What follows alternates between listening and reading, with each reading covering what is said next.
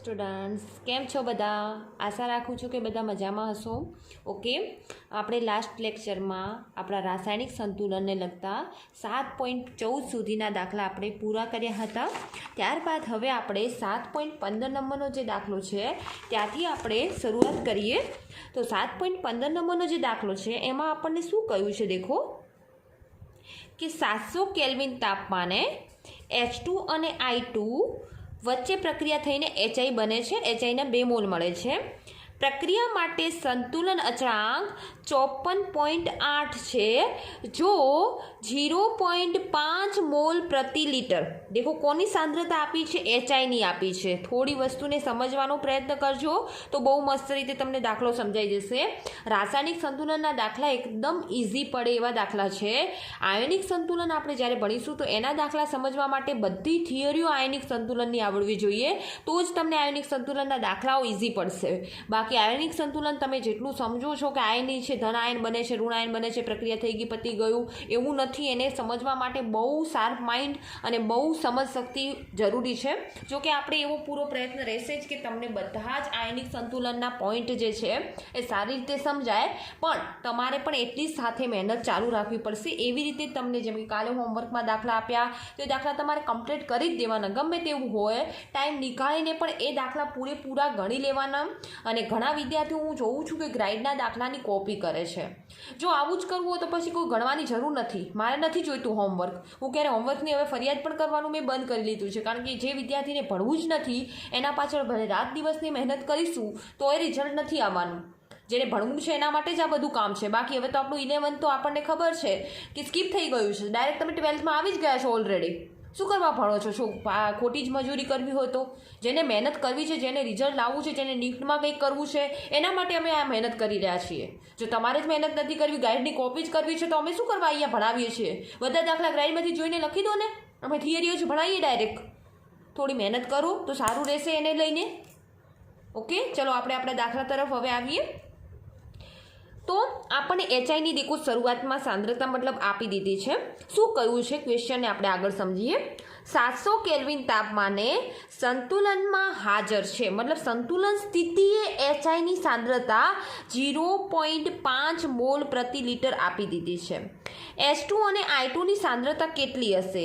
જો આપણે એમ ધારીએ કે 700 કેલ્વિન તાપમાને HIથી શરૂઆત કરી હતી, મતલબ કે તમને અહીંયા HI ખરેખરમાં હવે શું આપ્યા છે? દેખો પ્રક્રિયક તરીકે આપેલા છે એવું આપણને કહ્યું છે.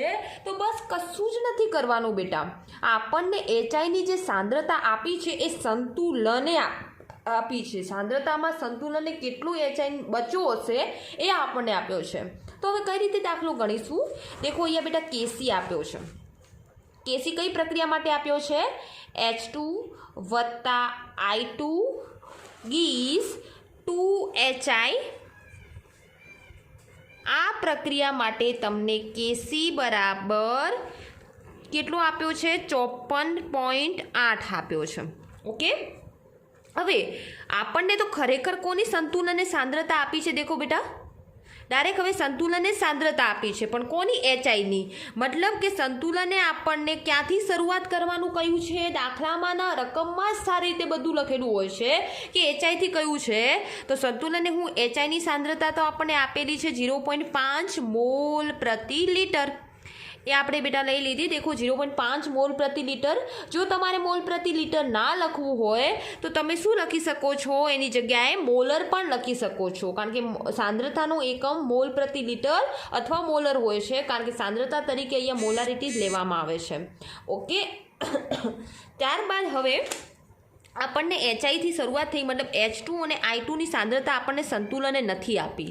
તો આપણે સંતુલને H2 અને I2ની સાંદ્રતા નથી આપી તો આપણે એની સાંદ્રતાને શું ધારી લઈએ? X ધારી લઈએ. હવે તમને અહીંયા ક્વેશ્ચન થતો હશે કે ટીચર તમે સાંદ્રતામાં થતા ફેરફારમાં તો આપણે -x આવું ફલાણા ઢેકડા તમે કરતા હતા, અહીંયા કે -2x નથી કર્યા 0.5 મોલ પ્રતિ લીટરમાં? કારણ કે બેટા અહીંયા એવું નથી કીધું કે શરૂઆતની સાંદ્રતા 0.5 મોલ પ્રતિ લીટર છે. અહીંયા આપણને સંતુલનની સાંદ્રતા મતલબ કે સંતુલન સ્થપાયા પછી એચઆઈ આપણો આટલો વધ્યો છે અથવા તો એચઆઈ આપણને આટલો મળે છે સંતુલન સ્થિતિએ, પણ H2 અને I2ની સાંદ્રતા તો આપી નથી. તો એનો મતલબ શું થયો કે સંતુલન H2 અને I2ની સાંદ્રતા આપણે શોધવાની છે, તો એને મેં શું ધારી લીધું? X ધારી લીધું. હવે પ્રક્રિયા દેખો બેટા, ઉપરની પ્રક્રિયાથી રિવર્સ છે, મતલબ કે એની વ્યસ્ત છે, તો એના કેસી ડેશનું મૂલ્ય પણ બદલાઈ જશે ને. તો કેસી ડેશ બરાબર શું થઈ જશે? 1/Kc થઈ જશે. દેખો બેટા, તો બસ હવે તમારી પાસે બધાની કિંમત છે, તમારે કિંમત મૂકીને જવાબ લાવવાનો છે. પણ આપણે કયા સમીકરણને ધ્યાનમાં રાખવાનું છે? આપણું જે આ સમીકરણ નંબર 2 છે એને. તો કેસી ડેશ બરાબર H2ની સાંદ્રતા ઇન્ટુ I2ની સાંદ્રતા અપોન HIની સાંદ્રતાનો વર્ગ લઈશું આપણે. તો બસ બધાની કિંમત આપણી પાસે છે. કેસી ડેશ બરાબર તમારું છે 1/54.8, કારણ કે કેસી ડેશ બરાબર 1/Kc થાય અને કેસી તમારું કેટલું છે? 54.8 છે. ઓકે, H2ની સાંદ્રતા અને I2ની સાંદ્રતાને આપણે X ધાર્યો છે, તો બંનેને X ઇન્ટુ X વડે રજૂ કરીશું બેટા આપણે. અને HIનો વર્ગ એટલે HIની સાંદ્રતા સંતુલને આપણને 0.5નો વર્ગ આપી દીધો છે. હવે દેખો અહીંયા 0.5નો વર્ગ આ દિશામાં આવે તો અહીંયા ભાગાકારમાં છે, સામે જશે તો ગુણાકારમાં આવશે. તો Xનો વર્ગ બરાબર તમારો થઈ જશે 0.5નો વર્ગ અપોન 54.8 મળ્યા. અને આની ગણતરી તમે કરશો 0.5નો વર્ગ તો 0.25 થાય અને 54.8 આ શું મળ્યું છે આપણને? Xનો વર્ગ મળ્યો છે. X શોધવું હોય તો આપણે શું લેવું પડશે? આ વર્ગનું વર્ગમૂળ લેવું પડશે. શું લેવું પડશે? વર્ગનું વર્ગમૂળ. આટલા સુધી ક્લિયર હશે બેટા? 0.5નો વર્ગ એટલે કે 0.25 થાય, 25 અને ભાગાકારમાં છે 54.8. ઓકે, અને આ હવે આપણે Xનો વર્ગ શોધ્યો, તો હવે X શોધવું હોય તો 0.25 ભાગાકારમાં 54.8 અથવા આનું તમે સાદું રૂપ આપી દો એટલે એના પર આધારિત તમને શું મળી જશે? X મળશે અને X તમને મળશે 0.06754, એટલે સામાન્ય રીતે તમે લખી શકો 0.068. ઓકે, કશું જ નથી દાખલામાં, એકદમ ઇઝી અને મસ્તીના દાખલા છે આપણા રાસાયણિક સંતુલનના. આપણને શું કહ્યું કે પહેલાં આપણને રકમમાં એવું કહ્યું કે સંતુલન અચળાંક H2 અને I2 વચ્ચે પ્રક્રિયા થઈ અને HI બને છે. એ HI મેળવવાનું સંતુલન અચળાંકનું મૂલ્ય 54.8 છે. પછી આપણને આગળ શું કહ્યું કે 700 કેલ્વિન તાપમાન. દેખો તાપમાન એનું એ રાખે છે, તાપમાનમાં કોઈ ફેરફાર નથી કરતા. 700 કેલ્વિન તાપમાને સંતુલનમાં હાજર છે, મતલબ સંતુલન હવે સ્થપાઈ ગયું છે એવું આપણને કહી દીધું છે. H2 અને I2ની સાંદ્રતા કેટલી હશે? જો આપણે ધારીએ કે વસ્તુ HIથી શરૂ કરી છે, મતલબ કે તમે પ્રક્રિયા હવે ક્યાંથી શરૂ કરી છે બેટા? HIથી, અને HIની તમને સાંદ્રતા 0.5 મોલ પ્રતિ લિટર આપી દીધી છે. પણ કયા સ્થિતિ આપી છે? શરૂઆતની સ્થિતિએ નથી આપી. ભૂલથી પણ ભૂલ દાખલો ગણવામાં પ્લીઝ ના કરતા બેટા. આ સાંદ્રતા આપણને સંતુલન સ્થિતિ આપી છે. પછી તો તમને સાદું રૂપ આપીને જવાબ લાવતા એકદમ ઇઝીલી આવડી જશે. ત્યારબાદ હવે આપણે લઈએ ક્વેશ્ચન નંબર, દેખો 7.13 જેવો આઈ થિંક ક્યાંક દાખલો મેં જોયો હોય. 7.13 જેવો કોઈ દાખલો નથી, પણ 7.12 જેવો દાખલો ગઈકાલે આપણે તમને ગણવા આપ્યો હતો અને ઘણા બધા વિદ્યાર્થીઓ ગણ્યો પણ છે. ઓકે, એના પછી હવે આપણે લઈએ 7.16 લઈએ. 7.16 મુજબ આપણને શું કહ્યું છે ડેટામાં? દેખો કે જો ICLની પ્રારંભિક સાંદ્રતા 0.78 મોલર હોય. હવે કઈ સાંદ્રતા આપી છે તમારી? T0 સમય એટલે કે પ્રારંભિક સ્થિતિએ જે સાંદ્રતા મળે છે એ છે 0.78 મોલર હોય ત્યારે સંતુલને દરેક પદાર્થની સંતુલન સાંદ્રતા કેટલી હશે? સમીકરણ તમને આપી દીધું છે 2ICL. બંને બાજુ આપણે પુરોગામી અને પ્રતિગામી દિશા દર્શાવી દીધી છે અને I2 અને Cl2 ગેસ એમનું વિઘટન થઈને I2 અને Cl2 ગેસ મળે છે. એના કેસીની કિંમત પણ આપણને આપી દીધી છે. તો હવે આપણે એક્ઝામ્પલ લઈએ છીએ 7.16.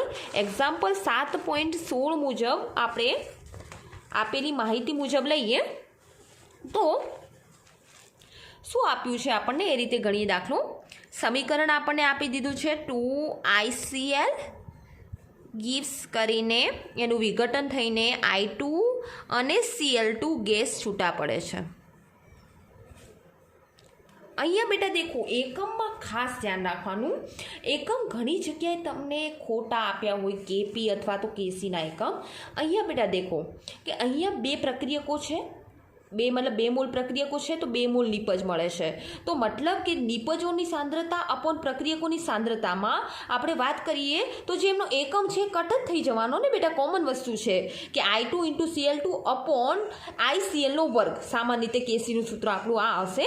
તો તમને ખબર છે કે બંનેના એકમ અને આના વર્ગનો એકમ એ શું થઈ જવાનું છે, ઉડી જવાનું છે. એટલે અહીંયા ઘણી વખત અમુક એવા દાખલા હશે જેમાં કેસી અથવા કેપીનો એકમ આપેલો હોય અને ના આપેલો હોય તો બેટર છે. જો કે અહીંયા નથી આપ્યો એટલે આપણને ખબર છે કે કટ ઓફ થયો છે એટલે એનો એકમ નથી.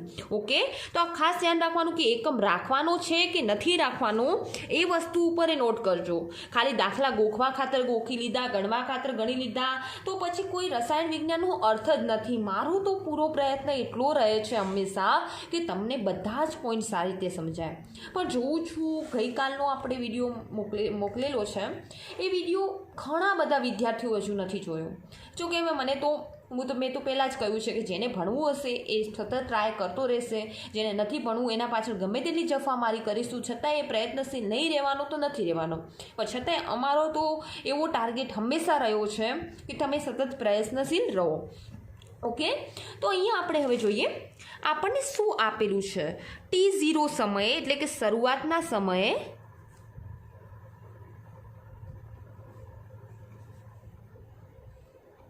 એટલે કે T0 સમયે સાંદ્રતા આપી દીધી છે આપણને IClની સાંદ્રતા આપી દીધી છે 0.78 મોલર.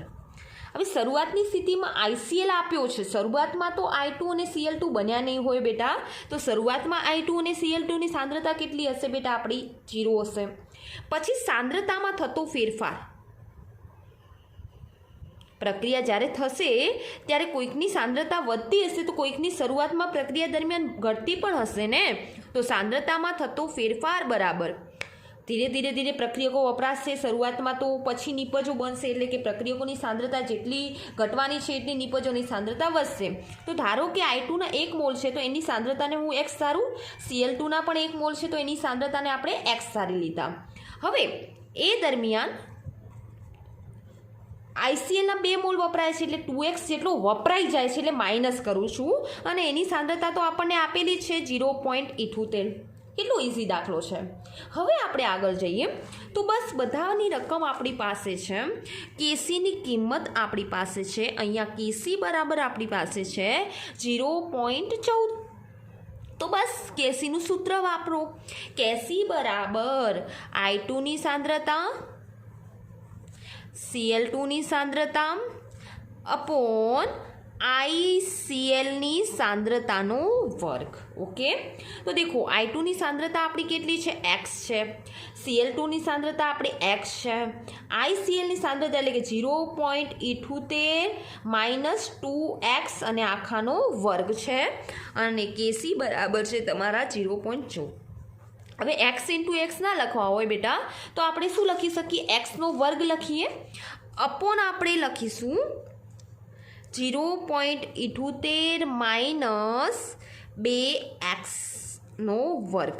મતલબ આખા પદનો આ વર્ગ છે. દેખો બેટા અહીંયા હવે મારે વર્ગ કોમન નીકાળવો હોય તો આ આખા પદનો વર્ગ બની ગયો ને બેટા, બરાબર તમારા છે 0.14. હવે આ વર્ગ નીકાળી દઈએ તો સામેની બાજુ વર્ગમૂળમાં આવી જશે એટલે કે x અપોન 0.78 - 2x બરાબર વર્ગમૂળમાં 0.14. અને વર્ગમૂળમાં 0.14ની કિંમત તમે નીકાળશો તો એ તમારી કિંમત આવશે 0.374. અને અહીંયા હતા બેટા આપણા x અપોન 0.78 - 2x. આ રહ્યા ને બેટા x અપોન 0.78 - 2x. ઓકે છે આટલા સુધી? હવે બસ સાદું રૂપ આપતા આપણને આવડે છે. 0.78 - 2x ને આ બાજુની દિશામાં લાવી દો. સો x ઇઝ ઇક્વલ ટુ 0.374 ગુણ્યા 0.78 માઇનસ 2x. ચલો તો x બરાબર 0.374 0.78 સાથે જ્યારે તમારા ગુણાશે ત્યારે જવાબ તમારો આવશે 0.291 માઇનસ 0.374 તમારા માઇનસ 2x સાથે ગુણાશે ત્યારે તમારો જવાબ આવશે 0.75x. કારણ કે 0.375 એટલે 0.74 મતલબ 75ની આજુબાજુ ગણાય. ઓકે, ચલો એના પછી અહીંયા આપણે હવે માઇનસ પદાવલી આ બાજુ લઈ જઈએ તો પ્લસ થઈ જાય, એટલે કે એક્સ વત્તા 0.75x બરાબર 0.291. એક્સ વત્તા 0.75x એટલે કેટલા થઈ ગયા બેટા? 1.75x થયા. ચલો 1.75x બરાબર 0.291 થઈ ગયા આપણા. સો એક્સને કરતાં બનાવીએ તો 0.291 ભાગાકારમાં 1.75. સો તમારા એક્સ મળી જશે 0.166. કેટલા મળશે? 0.166 મળી જશે. તો ચલો આટલા સુધી ક્લિયર અપ થઈ ગયું હોય તો સંતુલનને કેટલી સાંદ્રતા મળશે? દેખો બેટા, અહીંયા લખી દો, અહીંયા જગ્યાનો અભાવ છે એટલે સંતુલને તમને I2 અને Cl2ની સાંદ્રતા સરખી જ મળવાની છે, કારણ કે બંને x છે અને એ કેટલા મળશે બેટા? 0.166 મળી ગયા. એ સમયે સંતુલને તમને IClની સાંદ્રતા કેટલી મળશે? તો 0.78 માઇનસ 2x અને x બરાબર કેટલા છે બેટા આપણા? 0.166 છે. તો હવે આગળ તમે આની ગણતરી કરી અને જવાબ લાવી શકો છો. જો કે તમારો ક્વેશ્ચનમાં IClની સાંદ્રતા તમને પૂછી જ નથી કે કેટલી છે. આપણને તો ક્વેશ્ચનમાં સંતુલને I2 અને Cl2ની સાંદ્રતા કેટલી હશે એ જ પ્રાપ્ત કરવાની હતી. દરેક પદાર્થની પૂછ્યું છે એટલે દરેકની એટલે કે બધાની કરવાની છે. તો તમને હવે આ રીતે ગણતરી કરી અને આની સાંદ્રતા શોધતા તમને હવે આવડી જશે. આ 2ને 0.166 વડે ગુણજો અને એને 0.78માંથી બાદ કરજો તો તમારો જવાબ આવી જશે. ઓકે, ત્યારબાદ હવે આપણે ક્વેશ્ચન નંબર 7.17 લઈએ. 7.17ના ડેટા મુજબ આપણને શું આપ્યું છે? નીચે દર્શાવ્યા પ્રમાણેના સંતુલન માટે સંતુલન અચળાંક 899 કેલ્વિન તાપમાને કેપી 0.04 એટીએમ છે. હવે કેપીની કિંમત અહીંયા આપણને 0.04 એટીએમ આપી છે. તો દેખો કેમ એટીએમ આપી બેટા? કેપી અહીંયા કેમ આવું? આ જેમ કે આગળના દાખલામાં કેસીના અંદર કોઈ એકમ નથી. દેખો બેટા અહીંયા કેપીનું કેમ એકમ આવ્યો? કારણ કે નિપજના મોલ 2 છે, પ્રક્રિયકના મોલ 1 છે. એટલે એટીએમ ઇન્ટુ એટીએમ ભાગાકારમાં એટીએમ, એટલે એટીએમ ઉપરનું ને નીચેનું એક તો કટ થઈ ગયું પણ એક તો રહેશે. ઓકે, ચલો એના પછી જો તેને 4 એટીએમ દબાણે એક ફ્લાસ્કમાં લેવામાં આવે અને સંતુલન પ્રાપ્ત કરવા રાખવામાં આવે તો C2H6ની સંતુલને સાંદ્રતા કેટલી હશે? એટલે કે સંતુલને સાંદ્રતા નહીં, અહીંયા જે પણ ડેટા આપણને આપ્યો છે બેટા દેખો આ વસ્તુ ખાસ ધ્યાન રાખવાની. સાંદ્રતા એટલે કે મોલ પ્રતિ લિટર એકમ હોવો જોઈએ. આ બહુ મહત્વનું છે. ઓકે, અને એ વસ્તુને ધ્યાન ખાસ રાખવાનું. અહીંયા આપણે ખરેખર સંતુલનને દબાણ કેટલું છે, કેપીની કિંમત કેટલી છે, સંતુલન અચળાંકનું કિંમત કેટલી છે, ખરેખર એ રીતે પૂછ્યું છે. તો આપણે એ રીતે સંતુલન અચળાંક આપણને કેપી સ્વરૂપે આપ્યો છે, દબાણને એકોર્ડિંગલી આપ્યો છે. તો સંતુલનને જે પણ તમને સાંદ્રતા મળવાની છે, મતલબ જે પણ જવાબ આવવાનો છે એ પણ દબાણને એકોર્ડિંગલી મળવાનો છે. તો અહીંયા આપણે એકદમ ઇઝી છે, કશું જ નથી, ઉપરના દાખલા જેવું છે. દેખો બેટા C2H6નું વિઘટન થાય છે અથવા આપણે કહીએ છીએ ડિહાઇડ્રોજિનેશન પ્રોસેસ થાય છે, અથવા તો આપણે ગુજરાતીમાં બોલીએ તો ડિહાઇડ્રોજનીકરણ પ્રક્રિયા થાય છે. ડિહાઇડ્રોજનીકરણ પ્રક્રિયા એટલે શું? C2H6 એટલે તમે બહુ સારી રીતે જાણો છો બેટા, આપણું ઇથેન છે. ઇથેનમાંથી હું એક હાઇડ્રોજનનો અણુ દૂર કરું એ ઘટનાને આપણે ડિહાઇડ્રોજનીકરણ કહીએ છીએ. અને એક હાઇડ્રોજનનો અણુ દૂર કર્યો એટલે C2H4 થયા, જેને આપણે ઇથીન કહીએ છીએ. કારણ કે આના પછી આપણે હવે કાર્બનિક ચેપ્ટર ભણવાના છીએ એટલે બેટા આ બધા ડેટા લખું છું. આ પ્રક્રિયાને શું કહેવાય છે એ લખું છું, કારણ કે ત્યાં આપણે આવશે હાઇડ્રોજનીકરણ, ડિહાઇડ્રોજનીકરણ. તો થોડું ક્યાંક તમે સાંભળ્યું હશે તો ત્યારે તમને હેલ્પફુલ રહેશે. ચલો એના પછી હવે આપણે આગળ વધીએ. તો આપણને શું આપ્યું છે? કેપીની કિંમત આ પ્રક્રિયા માટે આપણને આપી દીધી છે 0.04 એટમોસ્ફિયર. ચલો અહીંયા કોનું આપણને ફ્લાસ્કમાં ભરવામાં આવ્યો છે? તો શરૂઆતમાં આપણને પ્રક્રિયા કોણ આપ્યો છે? ઇથેન આપ્યો છે. તો ઇથેનની શરૂઆતની સાંદ્રતા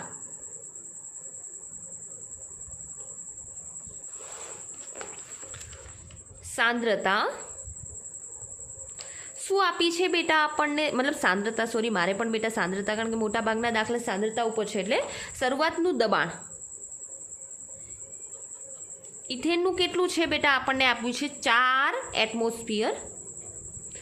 એ સમયે શરૂઆતમાં તો બેટા આપણા ઇથિન અને હાઇડ્રોજન બન્યા નહીં હોય. પછી એના પછી સાંદ્રતામાં થતો ફેરફાર, એટલે કે દબાણમાં થતો ફેરફાર,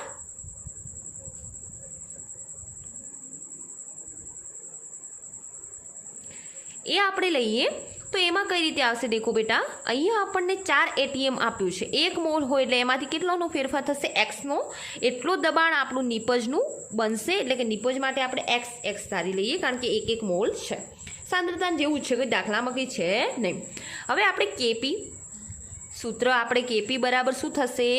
PCH4 દબાણ છે એટલે બેટા P લખીએ છીએ ત્યારે આપણે પેલું ચોરસ ખાના જેવું નથી કરતા. જો કે કરવું તો કંઈ વાંધો નથી, પણ P લખવાનું. PH2 એટલે કે હાઇડ્રોજનનું આંશિક દબાણ અપોન PC2H6 એટલે કે ઇથેનનું આંશિક દબાણ. ચલો PC2H4 તમારા સંતુલન સ્થિતિએ સાંદ્રતામાં થતા, મતલબ દબાણમાં થતા ફેરફાર દરમિયાન X આપ્યું છે. PH2 તમારા X છે. PC2H6 બરાબર 4 છે. અને અહીંયા આપણને KP બરાબર 0.04 આપ્યા છે. હવે X ઇન્ટુ X એટલે શું થવાના છે? તમારો Xનો વર્ગ થવાનો છે. ઓકે, સોરી અહીંયા -4 માઇનસ X આવશે બેટા. તો અહીંયા બરાબર 0.04 ગુણ્યા 4 માઇનસ X. કોમન સેન્સ છે ને બેટા, કે અહીંયા ભાગાકારમાં આ વસ્તુ છે તો અહીંયા જશે તો ક્યાં જવાની છે? ગુણાકારમાં. અને આનું તમે સાદુરૂપ આપશો તો તમારો જવાબ આવશે, મતલબ સાદુરૂપ આપી એટલે શું મળશે આપણને? દેખો 0.04 ગુણ્યા 4, જેનો જવાબ તમે ગણતરી કરશો તો બેટા 0.16 આવશે તમારો. માઇનસ 0.04 માઇનસ X, અરે સોરી ગુણ્યા X એટલે 0.04 X થાય. કોમન વસ્તુ છે બેટા આ તો. ઓકે, બરાબર Xનો વર્ગ. હવે આપણે ત્રિઘાસુરેખ સમીકરણનો ઉપયોગ પણ કરવો પડશે. અહીંયા દેખો Xનો વર્ગ. ચલો આ પદાવલીને આપણે આપણી જમણી બાજુની તરફ લઈ જઈએ તો આ માઇનસ છે તો એ પ્લસ થઈ જશે 0.04 X બેટા. કોમન વસ્તુ છે. માઇનસ આ 0.16 અહીંયા પ્લસમાં છે, આ બાજુ આવશે તો માઇનસ 0.16 બરાબર 0. ઓકે, આટલા સુધી ક્લિયર છે બધાને? ચલો એના પછી હવે આપણે અહીંયા A બરાબર Xના વર્ગની આગળ કશું નથી, મતલબ 1 તો છે ને બેટા, તો A બરાબર 1 લઈ લઈએ. B બરાબર 0.04 લઈ લઈએ. C બરાબર, ખાસ ચિહ્ન ધોવાનું બેટા, આગળ માઇનસ છે તો માઇનસ કરવાનું બિલકુલ ભૂલવાનું નહીં, 0.16 લઈ લઈએ. ઓકે છે બેટા આટલા સુધી? -0.16. હવે આપણું X શોધવા માટે દ્વિઘાત સમીકરણનું સૂત્ર શું છે બેટા આપણું? -B ± √B² -4AC / 2A. ચલો -B એટલે કે -0.04 ± B² એટલે કે 0.04 નો વર્ગ -4 A એટલે 1 અને C એટલે -0.16. હવે આનું તમે સાદું રૂપ આપો અપોન 2A બેટા, એટલે અપોન 2 × 1. ચલો -0.04 એઝ ઇટ ઇઝ, ± પણ એઝ ઇટ ઇઝ, અંડર રૂટમાં 0.04 નો વર્ગ એટલે તમારો આવશે બેટા 0.00, કારણ કે 0 નો વર્ગ એટલે 00 આવી ગયા, અને 4 નો વર્ગ શું થશે બેટા 16. માઇનસ માઇનસ આ માઇનસ માઇનસ પ્લસ થઈ ગયા અને 4 ગુણ્યા 0.16 એટલે તમારો જવાબ આવશે 16 ચોક 64. પણ કેવા 64? 0.64 અપોન 2 × 1 એટલે કે 2. ચલો હવે -0.04 પ્લસ ઓર માઇનસ આ બંને પદાવલીનો તમે સરવાળો કરશો એટલે તમારો જવાબ આવી જશે 0.64 16. કારણ કે 64 અહીંયા 2 પોઈન્ટ છે, પોઈન્ટ પછી 2 0 છે, 64 અને પાછળ 16. તો તમને હવે કરતા આવડે છે, શીખવાના જરૂર ના પડે. અપોન 2. હવે દેખો માઇનસ લઈએ તો બેટા અહીંયા આપણી એક્સની કિંમત માઇનસમાં આવી જાય અને એક્સની કિંમત માઇનસમાં આવે તો નિપજ કોઈ માઇનસમાં તો જવાના નથી. મતલબ નિપજોની યા તો નિપજથી પ્રક્રિયક તરફ જાય તો અલગ વસ્તુ છે, પણ સંતુલન સ્થિતિ નિપજોની સાંદ્રતા માઇનસ એટલે કે 1 થી પણ ઓછી તો ના જ હોય ને બેટા, એ વસ્તુ તો કોમન છે. તો મતલબ માઇનસવાળું પદ તો આપણે લઈ નહીં શકીએ, તો એના માટે આપણે પ્લસ જ લેવું પડશે. તો એક્સ બરાબર -0.04 પ્લસ √64.16નો આપણો જવાબ છે 0.80899. ઓકે, ભાગાકારમાં 2. અને આનું સાદુરૂપ આપશો ગણતરી કરીને તો તમારો અહીંયા જવાબ આવી જશે 0.380. તો મતલબ કે તમને નિપજોની સાંદ્રતા મળી ગઈ સંતુલન સ્થિતિએ 0.380 અને સોરી સાંદ્રતા નહીં, એનું દબાણ કયા એકમમાં આવશે બેટા? એટમોસ્ફિયર એકમમાં તમને નિપજોનું દબાણ 0.380 મળી ગયું. અને 4માંથી 0.380 તમે બાદ કરશો તો પ્રક્રિયકોનું દબાણ પણ તમને એ રીતે મળી જશે અને પ્રક્રિયકોનું દબાણ તમને મળશે 3.620 ATM. ક્લિયર છે બેટા? એ તો હવે તમને આવી ગણતરી કરતા તો આવડે. તો દેખો 7.17 નંબરનો દાખલો પણ એકદમ ઇઝીલી અને સ્મૂથલી આપણો દાખલો પતી ગયો. એના પછી હવે આપણે લઈએ 7.18નો દાખલો. બહુ ઇઝી છે અને બહુ ઇન્ટરેસ્ટિંગ છે. અહીંયા જ વિદ્યાર્થીઓ માર ખાઈ જતા હોય છે. તો આ દાખલાને બહુ એક પોઈન્ટને એક શબ્દને સારી રીતે સમજો. આપણને શું કહ્યું છે પેલા દાખલાની રકમ આપણે વાંચીએ. ઇથેનોલ અને એસિટિક એસિડ વચ્ચે પ્રક્રિયા થવાથી ઇથાઇલ એસિટેટ બને છે અને તેના સંતુલનને નીચે પ્રમાણે દર્શાવી શકાય છે. આપણને સમીકરણ પણ દેખો વાતે ગાતે આપી દીધું છે. હવે આપણને શું કહ્યું છે કે આ પ્રક્રિયા માટે સાંદ્રતા ગુણોત્તર એટલે કે પ્રક્રિયાના ભાગફળનું મૂલ્ય જે અંદાજિત સમય નક્કી થતું હોય, જે કેસી જેટલું હોય પણ ખરા, કેસી જેટલું ના પણ હોય, એટલે કે કેસીથી વધુ પણ હોય. જો ક્યુસીનું મૂલ્ય કેસી કરતાં વધી જાય તો આપણે અગાઉના લેક્ચર્સમાં ભણ્યા છીએ બેટા કે પ્રક્રિયા પ્રતિગામી દિશામાં આગળ વધશે. જો ક્યુસીનું મૂલ્ય કેસી કરતાં ઓછું હશે તો પ્રક્રિયા આપણી પુરોગામી દિશામાં આગળ વધશે. અને અહીંયા નોંધને બેટા વાંચો. નોંધ શું કહ્યું છે? પાણી વધુ પ્રમાણમાં નથી એટલે કે તે પ્રક્રિયામાં દ્રાવક તરીકે નથી. આપણે કોની સાંદ્રતાને અવગણીએ અથવા તો કોના દબાણને અવગણીએ? શુદ્ધ ઘન પદાર્થનું અથવા તો પ્રવાહી દ્રાવકનું. પણ અહીંયા તો પાણી આપણને નિપજ તરીકે મળે છે. પાણીમાં ક્યાં ઓગળાયેલ છે કે જેમાં એક્વાસ ફોર્મ છે? ક્યાં એક્વાસ લખ્યું છે? દેખો બેટા અહીંયા લિક્વિડ ફોર્મ લખ્યું છે. મતલબ પાણી મળે છે પણ અતિ અલ્પ પ્રમાણમાં મળે છે, દ્રાવક તરીકેનો બહુ વધુ જથ્થો નથી. એટલે અહીંયા ભૂલથી પણ પાણીની સાંદ્રતાને અવગણતા નહીં તો દાખલાનો જવાબ તમારો સાચો નહીં આવે.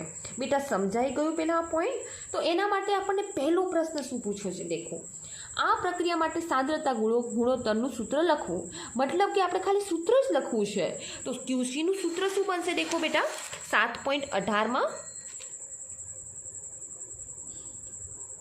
સમીકરણ આપણને આપી દીધું છે એસિટિક એસિડ, જેને આપણે ઇથેનોઇક એસિડ કહીએ છીએ બેટા. હવે કાર્બનિકમાં આ બધા નામ આપણને આવડવા જોઈએ કારણ કે આ 10મા ધોરણનું છે. પ્લસ આપણું ઇથેનોલ, આલ્કોહોલ જેને આપણે કહીએ છીએ, એની સંતુલન સ્થિતિ આપણને ઇથાઇલ એસિટેટ એટલે કે CH3 COO C2H5 ethyl acetate plus શું મળે છે? આપણને પાણી મળે છે. પણ અલ્પ પ્રમાણમાં મળતું હોવાથી પાણીની સાંદ્રતાને અવગણવાની નથી. ચલો તો અહીંયા ક્યુસીનું સૂત્ર આપણે લખવું છે તો ક્યુસી બરાબર આપણું શું થશે તો ક્યુસી બરાબર થશે એસિટિક એસિડની સાંદ્રતા ઇન્ટુ પાણીની સાંદ્રતા અપોન ઇથાઇલ એસિટેટની સાંદ્રતા ઇન્ટુ પાણીની સાંદ્રતા અપોન એસિટિક એસિડની સાંદ્રતા અને ઇથેનોલની સાંદ્રતા. ઓકે છે બેટા? ઇથાઇલ એસિટેટની સાંદ્રતા અને પાણીની સાંદ્રતા ઉપર રહેશે કારણ કે નિપજો છે. એસિટિક એસિડ અને ઇથેનોલની સાંદ્રતા નીચે રહેશે કારણ કે પ્રક્રિયકો છે. ક્યુસીનું સૂત્ર બની ગયું. ચલો હવે આપણે આગળ જઈએ. એમાં આપણને એવું કહ્યું છે કે 293 કેલ્વિન તાપમાને કોઈ વ્યક્તિ 1 મોલ એસિટિક એસિડ અને 0.18 મોલ ઇથેનોલ લઈને પ્રક્રિયા શરૂ કરે છે. અંતિમ સંતુલન મિશ્રણમાં 0.171 મોલ ઇથાઇલ એસિટેટ છે તો સંતુલન અચળાંક ગણો. મતલબ અહીંયા આપણને ખરેખર એવો પ્રશ્ન પૂછ્યો છે કેસી શોધવાનું આપણને કહ્યું છે. આપણને અહીંયા શું આપ્યું છે દેખો. આપણને પ્રક્રિયકોના મોલ આપી દીધા છે. એસિટિક એસિડના મોલ આપણને 1 મોલ આપ્યા છે. પછી ઇથેનોલના 0.18 મોલ આપ્યા છે. એ સમયે આપણને એક મિશ્રણ મળે છે ઇથાઇલ એસિટેટ જે 0.171 મોલ મળે છે. બહુ ઇઝીલી અને મસ્ત બનાવીને સમજાવું દેખો. આપણને ફરીથી એકવાર સમીકરણ લખું છું. મને લખવાનો ક્યારેય કંટાળો નથી આવ્યો. તમે બહુ સારી રીતે જાણો છો. જો તમે ભણવામાં બહુ તત્પર હશો તો હું તમારાથી પણ વધારે એક્સાઇટેડ છું ભણાવવામાં. ચલો આપણે અહીંયા શું આપ્યું હતું બેટા? એસિટિક એસિડ પ્લસ આપણા ઇથેનોલ વચ્ચે પ્રક્રિયા થઈને ethyl acetate CH3 COO C2H5 plus પાણી મળે છે. શરૂઆતની સાંદ્રતાનો વિચાર કરીએ.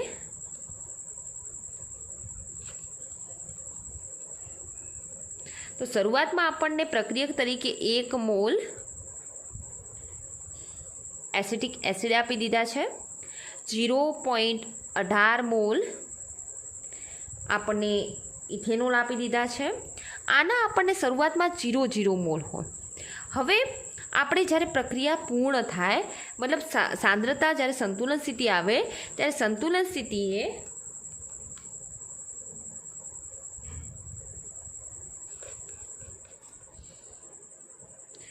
एक माइनस एक्स मोल केम थया कारण के 1 मोल आपणो एनो जत्थो वपरावानो छे ने बेटा. 1 मोल आप्यो छे तो एने आपणे एक्स लई लईए. अहींया C2H5OH में पण आपणे 0.18 माइनस शुं करी लईए छीए बेटा? एक्स करीए छीए.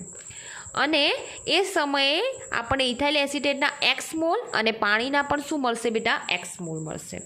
હવે ઇથાઇલ એસિટેટના એક્સ મોલ સંતુલન સ્થિતિએ આપણને આપી જ દીધા છે. કેટલા આપ્યા છે? 0.171 આપ્યા છે. દેખો બેટા હું બતાવી દઉં. આ રહ્યા બેટા છે ને, તો એ આપી દીધા છે. હવે એક્સ બરાબર 0.171 થતું હોય તો અહીં આપણે મૂકી દઈએ ને બેટા. તો પાણીના પણ 0.171 જ મોલ મળવાના છે. હવે એ સમયે આના તો એક્સ મોલ વપરાવાના છે ને, તો 1માંથી 0.171 બાદ કરી લો. અહીંયા 0.18 એટલે કે 180માંથી 0.171 શું કરી લો? બાદ કરી લો. ઓકે, તો અહીંયા તમને એ રીતે ગણતરી કરશો એટલે તમને જવાબ મળી જશે.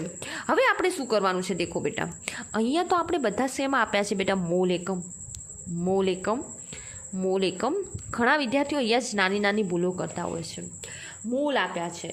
આપણને તો કેસીનું મૂલ્ય સંતુલન અચળાંકનું મૂલ્ય શોધવાનું કહ્યું છે. કેસી સાંદ્રતા સાથે, અને સાંદ્રતાનો એકમ તો શું આવે બેટા? સાંદ્રતા C બરાબર N/V આવે. કદ તો ક્યાંય નથી આપ્યું, પણ અહીંયા કદને આપણે અવગણી શકીએ. કેમ અવગણીએ? કારણ કહું. ફોર એક્ઝામ્પલ તરીકે 1 માઇનસ 0.171 તમે ગણતરી કરજો એટલે તમને જવાબ જે રીતે આપે હું ખાલી તમને આઈડિયા આપી દઉં કે અહીંયા આપણે ફોર એક્ઝામ્પલ તરીકે નિપજના મોલ આપણને 1.171 મળ્યા. એના કદને હું V ધારી લઉં. ઓકે, અહીંયા બીજો નિપજ પણ આપણને 0.171 મળ્યા. એના કદને હું વી ધારી લઉં. પ્રક્રિયકોમાં જોઈએ તો આપણને 1 માઇનસ 0.171 અને એના કદને, કારણ કે મોલ પ્રતિ લીટર લેવું છે, કદ ભાગાકારમાં લેવું પડશે ને બેટા, વી ધારી લઉં. અને અહીંયા પણ 0.180 માઇનસ 0.171 અને એના કદને હું શું ધારી લઉં બેટા, વી ધારી લઉં. દેખો હવે અહીંયા ભાગાકારમાં વી છે ને અહીંયા ભાગાકારમાં વી છે, તો વી શું થઈ ગયા, કટ થઈ ગયા. એટલે આપણે અહીંયા કદને ધ્યાનમાં ના લઈએ તો પણ ચાલે. તો હવે તમારી પાસે શું વધ્યું છે, 0.171 વર્ગ અપોન 1 માઇનસ 0.171 ગુણ્યા 0.180 માઇનસ 0.171. બસ હવે તો તમને ગણતરી કરતાં આવડે છે.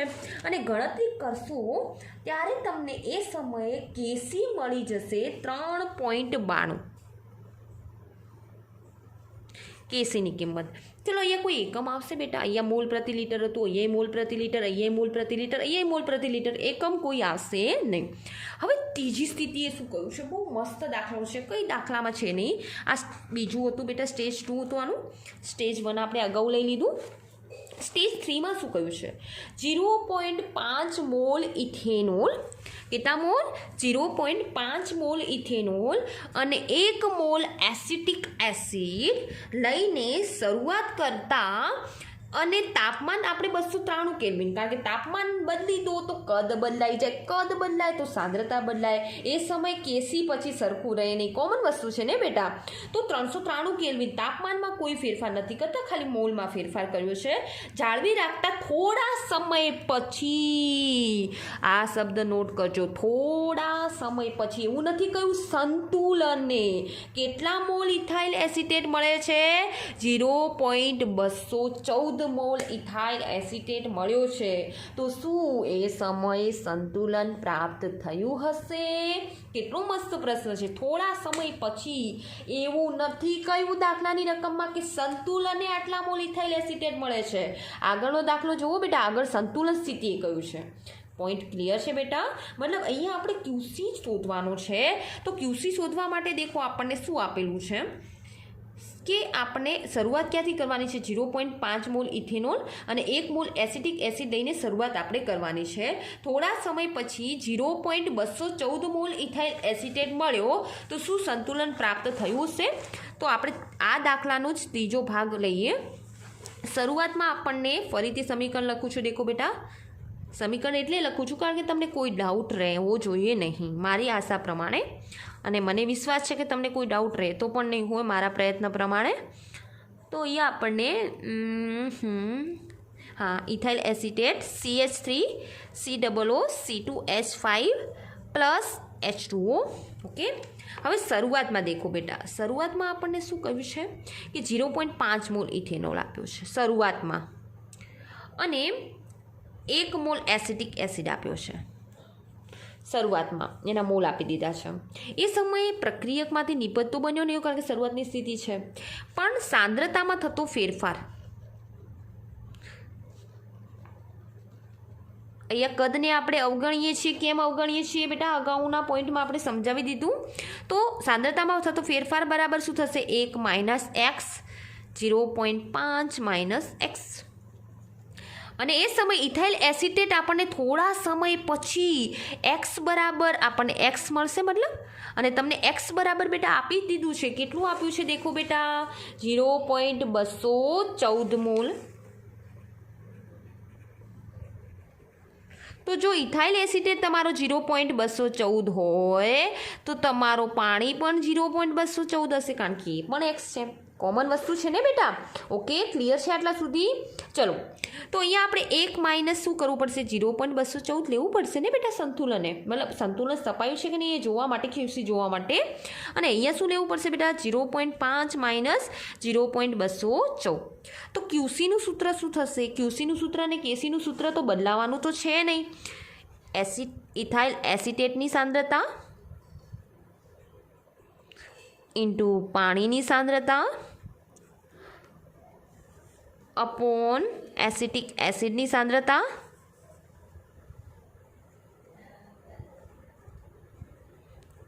અને ઇથેનોલની સાંદ્રતા એટલે કે C2H5OH. ચલો, બધાની સાંદ્રતા તમારી સમક્ષ છે. ઇથાઇલ એસિટેટની સાંદ્રતા છે 0.214 ગુણ્યા પાણીની સાંદ્રતા પણ 0.214 અપોન આપણા એસિટિક એસિડની સાંદ્રતા છે 1 - 0.214. બેટા સમજાય છે ને આ પોઈન્ટ? ઇઝી છે એકદમ.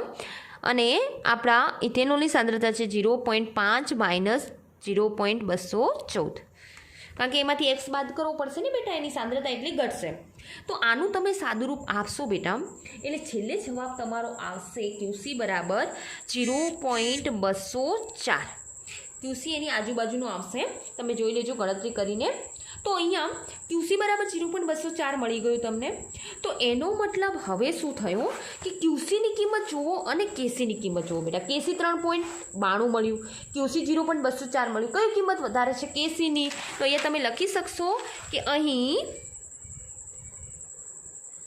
QC < KC હોવાથી પ્રક્રિયા કઈ દિશામાં આગળ વધવાની છે? પુરોગામી દિશામાં આગળ વધશે. એના આગળ આપણે એ પણ પોઈન્ટ લખવો પડશે કે અહીંયા QC બરાબર KC ના હોવાથી, અથવા QC is not equal to KC, તેથી પ્રક્રિયા હજુ સંતુલનમાં નથી આવી.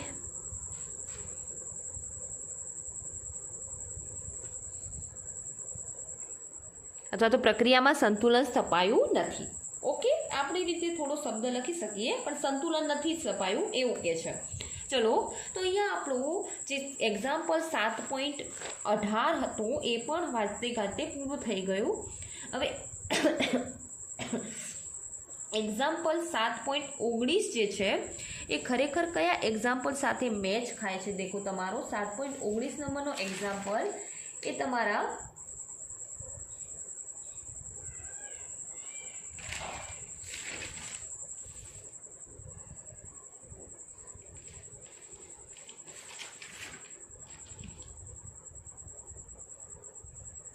ચલો ગણાવી જ લઈએ એક્ઝામ્પલ. હવે આગળ જોવા જઈએ, ટાઈમ વેસ્ટિંગ થાય છે આપણું.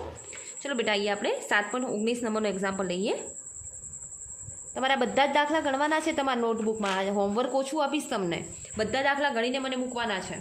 ચલો, 7.19ના અને જાતે ગણવાના, કોપી નહીં કરવાની. એક વખત જોઈ લીધું, વિડીયો જોયા પછી જાતે ગણવાનો પ્રયત્ન કરવાનો. જો ના ફાવે તો અલગ વસ્તુ છે કે વિડીયો ફરીથી જુઓ, પણ જાતે પ્રયત્ન કરશો એટલું તમારા માટે બેનિફિશિયલ રહેશે. શું કહ્યું છે આપણને? દેખું, શુદ્ધ PCl5નો એક નમૂનો શૂન્યાવકાશ કરેલા પાત્રમાં 473 કેલ્વિન તાપમાને દાખલ કરવામાં આવ્યો. સંતુલન પ્રાપ્ત થયા બાદ, સંતુલન પ્રાપ્ત થઈ ગયું છે, ધ્યાન રાખજો, સંતુલન પ્રાપ્ત થઈ ગયા બાદ PCl5ની સાંદ્રતા 0.5 × 10⁻1 મોલ પ્રતિ લિટર છે. મતલબ કે PCl5ની સંતુલને તમને સાંદ્રતા આપી દીધી. ચલો, ત્યારબાદ આગળ જઈએ. જો KCનું મૂલ્ય 8.3 × 10⁻³ હોય તો સંતુલને PCl3 અને Cl2ની સાંદ્રતા કેટલી થશે? તો અહીંયા દેખો, એકદમ ઇઝી દાખલો છે. આઈ થિંક તમારો આગળ પહેલો જ દાખલો ગણાયો એના જેવો જ છે. ઓકે, પણ એમાં શું હતું કે સમીકરણને આપણે ઉલટાવવું પડ્યું હતું. અહીંયા સમીકરણને ઉલટાવવાની જરૂર નથી, બસ ફરક આપણો એટલો જ છે, બીજું કશું જ નથી દાખલામાં. તો ચલો આપણે લઈએ બેટા, શું કરવાનું છે. દેખો, ફર્સ્ટ તો આપણને શું આપ્યું છે? PCl5 આપ્યું છે, એનું વિઘટન થાય છે ઉષ્મીય રીતે, ત્યારે PCl3 અને Cl2 બને છે. બેટા, PCl5ની ચર્ચા આપણે ચોથા ચેપ્ટરમાં કરેલી છે, યાદ કરો કે PCl5નો અણુ ત્રિકોણીય દ્વિપિરામિડલ બંધારણ ધરાવે છે. કંઈક આ રીતે હતું. દેખો, યાદ કરાવું, કારણ કે એ બેટા મહત્ત્વનું છે. ખાલી ચેપ્ટરનું નોલેજ તો આપણે લઈ લઈએ, પણ શું કામનું બેટા? એમાં દેખો, અહીંયા આ જે 3 બંધો છે એ બંધો સહેલાઈથી નહીં તૂટે. ઉપરના બંધોની બંધ લંબાઈ વધુ હોવાથી આ બંધ ઉષ્મા થોડી પણ મળશે તે તૂટી જશે. તો PCl5નું વિઘટન થશે ત્યારે 2 Cl છૂટા પડીને PCl5માંથી PCl3 અને Cl2 બનાવે છે. ઓકે, અને આનું બંધારણ ત્રિકોણીય દ્વિપિરામિડલ પ્રકારનું હોય છે. sp3 સંકરણ, sp3d પ્રકારનું સંકરણ હોય છે. બહુ ડીપમાં આના વિશે ભણેલા છીએ. જો કે ભણાવવા જાઉં તો ફરીથી એક આખું લેક્ચર બની જાય, પણ મને જ્યારે કોઈ થિયરી ભણાવતી હોઉં છું તો મારી શાયદ ગુડ હેબિટ છે કે bad habit, I don't know, એ તમને ખબર હવે બેટા. અને તમે એનો રિસ્પોન્સ પણ આપજો કે આ જો હું કોઈ વસ્તુ રિવાઇન્ડ કરાવું છું એ સારી વસ્તુ છે કે પછી કંટાળાજનક તમને લાગે છે. કારણ કે અમારા તો ગુરુજીનો એ બી જ ટાર્ગેટ હોય કે તમને બધા જ પોઈન્ટ હોઈ શકે એટલા એના ડીપમાં જઈએ. કેમ PCl3 જ બન્યું, તમને કેમ આવું થાય કે PCl2 ના બન્યું, PCl ઓનલી P ના બન્યું, Pમાંથી પ્લસ C5 Cl કેમ ના દૂર થયા. તો પહેલાં આ 2 બંધો તૂટશે બેટા, પછી જ આ 3 બંધ તૂટે છે. એટલે આપણને આ સ્ટેજ આપે છે. એટલા માટે જ બેટા સમજાવું છું તમને. બાકી ગોખણિયું જ્ઞાન તો લઈને પછી કેમેસ્ટ્રી કંટાળાજનક જ લાગવાનું છે. પછી ગમે તેટલા અનુભવી શિક્ષક પણ તમે જોઈ લેજો, એમને પણ આ રીતે બાળકોને બસ આમ થયું છે, આમ પતી ગયું, વગેરે વગેરે. તમે ભલે એવું હોય તો ગમે તેના વિડીયો પણ જોવાનું ટ્રાય કરજો. શાયદ આટલું બેનિફિશિયલ થાય એવું તમને કોઈ શિક્ષક પ્રયત્ન નહીં કરતા હોય. તમને એવું લાગતું ખુદનો ઘમંડ છે તો હા છે મને ઘમંડ કે હું હોઈ શકે એટલો પૂરો ટ્રાય કરું છું બાળકોને જ્ઞાન આપવાનો. છતાંય આપણા કેટલાક બાળકોની મનોસ્થિતિ એવી થઈ ગઈ છે કે chemistry is very hard subject, chemistry is very hard subject. I know chemistry is very hard subject. આપણને મને પણ ખબર છે બેટા કે બહુ હાર્ડ પડે છે, પણ એટલે જ હું આટલો પ્રયત્ન કરું છું કે કારણ શું છે કે આ રીતે થયું, તો એને બેટા સમજવાનો પ્રયત્ન કરો. જે દિવસે તમે કેમેસ્ટ્રીને સમજશો ને એ દિવસે તમને કેમેસ્ટ્રી બાયો કરતાં પણ ઇઝી લાગશે મારા મંતવ્ય પ્રમાણે. અને તમારું બાયોનું આગળનું ચેપ્ટર હાલ જે જૈવિક અણુઓ ગયું ને બેટા, એ આપણે 12મા ધોરણમાં એને ડીપમાં સ્ટડી કરવાનું છે. વિચારો તો તમે પાયો મજબૂત રાખ્યો હશે હાલ જૈવિક અણુઓનો, તો ત્યાં મારે આટલી મગજમારી ઓછી કરવી પડશે બેટા. એવું નથી કે હું પ્રયત્નશીલ નહીં રહું. હોય તમે બાયોલોજીનું એ ચેપ્ટર જૈવિક અણુઓ ભણી ગયા છો તો 12થમાં આપણે એ ચેપ્ટરને ઉડાડવાનું છે બેટા. પણ મારા માટે એ થોડું સરળ બનાવવું જોઈએ તમારે બાયોલોજીના સ્ટુડન્ટને. ચલો આપણે મેથ્સના સ્ટુડન્ટને તો આપણે સમજી શકીએ કે એમને આ પોઈન્ટ ના આવે, પણ બાયોલોજીના સ્ટુડન્ટ માટે તો હવે ઇઝી બની જવું જોઈએ. એટલે એ રીતે તૈયારી કરો. અને હાલ તમારી પાસે ગોલ્ડન સમય છે. લેક્ચર વધારે પડતું છે બેટા, પણ અમારા શિક્ષકોની તો આવી હેબિટ હોય છે. ભલે ગમે તેટલા વિદ્યાર્થીઓ શિક્ષકોના અગેન્સ્ટ થાય, શિક્ષકને ડિસલાઇક કરે, શિક્ષકને લાઇક કરે. અમારા પણ ઘણા વિદ્યાર્થીઓ વિડીયો લાઇક કરે છે, ડિસલાઇક કરે છે. I don't care. હું મારા તરફથી પૂરો પ્રયત્ન કરું છું કે મારા એવરી સ્ટુડન્ટને મને મારું કાર્ય ગમે અને રાખું છું પ્રયત્નશીલ. પણ પછી એ સ્ટુડન્ટ ઉપર ડિપેન્ડ કરે, સ્ટુડન્ટની મનોસ્થિતિ ઉપર ડિપેન્ડ કરે, સ્ટુડન્ટ કેવા વાતાવરણમાંથી આવ્યું છે એના ઉપર પણ ડિપેન્ડ કરતું હોય છે. પછી એને આપણે ગમે તેટલા સારા સંસ્કારો આપવાનો પ્રયત્ન કરીએ છતાં અમુક સ્ટુડન્ટના અંદર એ ક્યારેય નથી જવાના. અમુક સ્ટુડન્ટ એવું પણ કહે છે એક્સ્ટ્રા લેક્ચર, એક્સ્ટ્રા નોલેજ. પણ બેટા લાઈફમાં only education is not much important. તમે કોઈના પણ આપણા મોટિવેશનલ લેક્ચર પણ જોજો બેટા, ત્યાં પણ તમને એક જ વસ્તુ સમજાવે છે કે ખાલી એજ્યુકેશનનું જ્ઞાન મેળવીને તમે શું કરશો જ્યારે તમારા પાસે એક સારી સ્પીચ નહીં હોય, સારું નોલેજ નહીં હોય. મતલબ નોલેજ એટલે એજ્યુકેશનની બહારનું નોલેજ હું કહું છું. સારી બોલવાની રહેણી કહેણી નહીં હોય. મારી સાથે પણ ઘણી વખત એવું થયું છે કે મેં મારી સ્કૂલ લાઈફ, કોલેજ લાઈફ બહુ બેડલી નીકાળી છે. મારે કોઈ પણ વસ્તુ હજુ પણ મારે એવું જ પ્રોબ્લેમ થાય છે બેટા કે કોઈને કંઈક સાચું કહેવા જાઉં ઉલટું લઈ લેતા હોય છે બેટા. અને હેબિટ છે મારી કોઈકને કંઈક સાચું કહેવાની. ભલે એ સામેવાળાને પછી ખોટું લાગે, સારું લાગે, આઈ ડોન્ટ કેર, બટ સાચું કહેવા જાઉં છું તો ખોટું લાગે છે. આજની આધુનિક યુગની આપણે વાત કરીએ તો એવા માણસ આપણને ગમે છે જે આપણી સામે આપણું સારું બોલે. ભલે આપણે ગલત હોઈએ કે સહી હોઈએ, પણ આપણે એક સારા વ્યક્તિ બનવાનો પ્રયત્ન કરવાનો છે. આજે મારો બર્થડે છે, એના માટે તો અમને થોડું જ્ઞાન વધારે આપું છું, કારણ કે મારા પ્યારા પિતા તરફથી આ બધું જ્ઞાન મળે છે. અને મારા પપ્પા પણ એ જ મને કહે છે કે તમારા વિદ્યાર્થીઓને પણ બેટા શું સારું જ્ઞાનનું સિંચન કર. ત્યારે મેં મારા પપ્પાને એ પણ વાત કરી કે અમુક બાળકોને મારું જ્ઞાન લેક્ચર લાગી રહ્યું છે, એટલે પછી હું ઘણું પપ્પા સંકલ્પમાં સારું જ્ઞાન આપતી, અહીંયાના બાળકોને થોડું લેક્ચર જેવું લાગી રહ્યું છે એટલે નથી આપતી. સંકલ્પના બાળકો મને શાંતિથી સાંભળતા અને મને બહુ સારી રીતે એક્સેપ્ટ પણ કરતા, એટલે હું એમને સાંભળાવતી. મારા પપ્પા મને એ જ કહ્યું મને કે બેટા ભલે બાળકો 20 બાળકો બેઠા છે ને એમાંથી એક બાળક 10% પણ એક્સેપ્ટ કરશે ને તો પણ તારે બોલવાનું. ભલે તને ડિસલાઇક કરે, લાઇક કરે, ફ્યુચરમાં એ જ તને યાદ કરશે. મને એ વસ્તુ નોટિસેબલ લાગી, કારણ કે મારા હાલના સ્ટુડન્ટ આજે મને જ્યારે બર્થડે વિશ કર્યો ત્યારે હાલના સ્ટુડન્ટે મને એ જ કહ્યું કે ટીચર તમે અમારા માટે એકદમ કહેવાય ને કે સારા જ્ઞાનના સ્ત્રોત તરીકે કહેવરાવો. એ સમયે તમે અમને એટલી હેલ્પ કરી, એ સમયે અમારી કોઈ પણ પ્રોબ્લેમ હતી તમે અમારે સોલ્વ કરી. અમે કંઈક ગલત કરતા હતા ત્યારે તમે અમને બોલતા પણ હતા, ત્યારે અમને બહુ ખરાબ પણ લાગતું કે ટીચર મને જ કેમ ટાર્ગેટ બનાવે છે.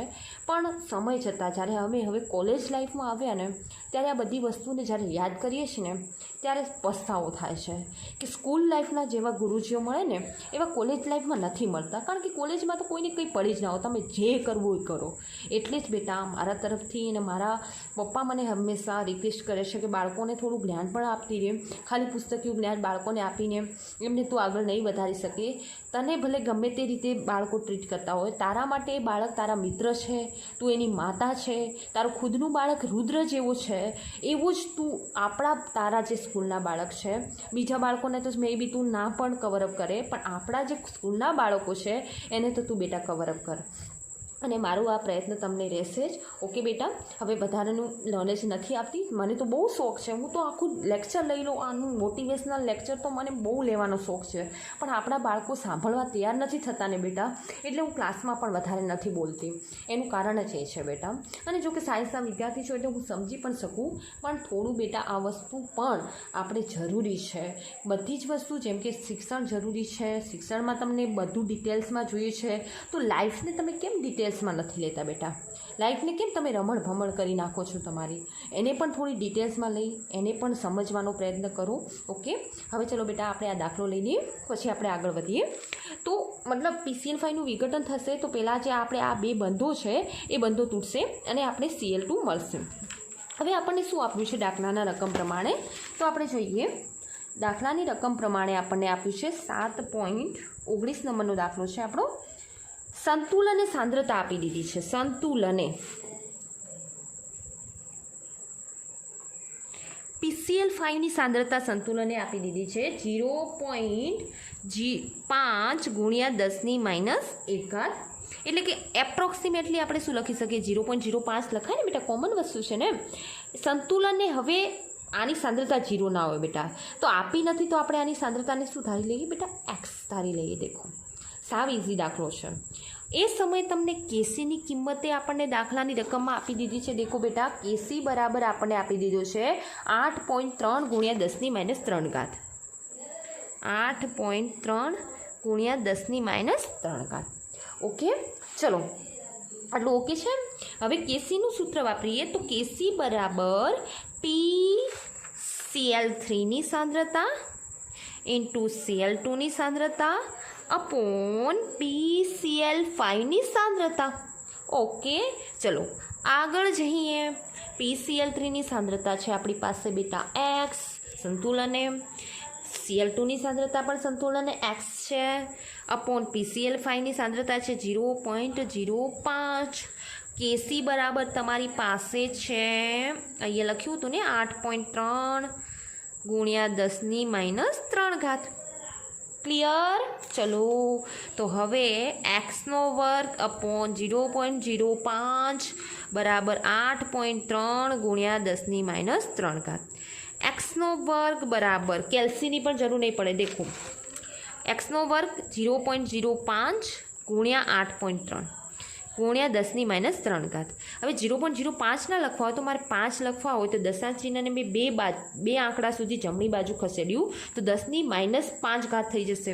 અને 8.3 ના લખવા હોય તો 83 લખવા હોય તો હજુ પણ એક ઘાત મારે ઓછી કરવી પડે. ઓછી એટલે કે -5ની જગ્યાએ શું થઈ જશે બેટા? -6. 5 કરતાં તો 6 નાના જ કહેવાય ને બેટા, તો 83 લખ્યા છે આ. ચલો 83 ગુણ્યા 5 એટલે કે તમે 83 ગુણ્યા 5 કરશો એટલે તમારો જવાબ આવશે 8 2 16 8 3 24 8 ચોક 32 8 5 40 8 2 16 8 3 24 8 ચોક 32 સોરી બેટા 5 3 15 વધી આવી 1 8 5 40 ને 41 ગુણ્યા 10⁻6. હવે આપણે નિયમ પ્રમાણે કરી લઈએ બેટા એક્સનો વર્ગ. તો એક્સ બરાબર શું થશે? √415 ગુણ્યા 10⁻6 બરાબર 415 ના લખવા હોય તો નિયમ પ્રમાણે એક આંકડા પછી દશાંશ ચિહ્ન મૂકીએ તો 4.15 કરીએ તો ઘાતને આપણે ડાબી બાજુ 2 આંકડા સુધી ખસેડી તો એના મતલબ કે ઘાતમાં 2નો વધારો થશે એટલે કે -6 + 2 એટલે કે -4 થઈ જશે અને 10ની -4 વર્ગમૂળમાંથી બહાર નીકળે તો 10ની -2 થાય ને બેટા, કોમન વસ્તુ છે અને 4.15નું તમે વર્ગમૂળ નીકાળશો તો જવાબ આપશે તમારો બેટા 2.037। તો તમને દેખો PCl3ની સાંદ્રતા મતલબ PCl3નું દબાણ કેસી આપ્યું છે તો આપણે સાંદ્રતા લખીએ અને Cl2નું દબાણ તમને આપી દીધું છે બેટા। ઓકે છે, ક્લિયર છે આટલા સુધી? દબાણ અથવા તો સાંદ્રતા તમને મળી ગઈ 2.037 × 10ની -2 ઘાત, કારણ કે 10ની -4 ઘાતનું વર્ગમૂળ નીકાળીએ એટલે -2 ઘાત, 4.15નું વર્ગમૂળ નીકાળશો એટલે તમને આટલો જવાબ મળી જશે। ક્લિયર છે આટલા સુધી? અને સાંદ્રતા છે તો સાંદ્રતા કયા એકમમાં આવે? યા તો મોલરમાં અથવા તો મોલ પ્રતિ લીટરમાં। તો કઈ રીતે બેટા આપણે લખીશું? દેખો, હવે 10ની -2 ઘાત ના રાખવી હોય તો 0.02037 મોલર અથવા તો મોલ પ્રતિ લીટર। ક્લિયર છે આટલા સુધી? તો આ દાખલો પણ આશા રાખું છું કે તમને સમજાઈ ગયો હશે। વારે ઘડીએ ક્લિયર છે બોલવાની હેબિટ પડી ગઈ છે બેટા, શાયદ તમને થોડું કંટાળાજનક પણ લાગતું હશે। ચલો હવે એક જ દાખલો તમને 7.20 જે ગણવા આપ્યો તો હોમવર્કમાં, પણ અમુક વિદ્યાર્થીને થોડું હતું કે થોડો ઓછો ફાવ્યો તો લઈ લઈએ બેટા આપણે 7.20 નંબરનો દાખલો।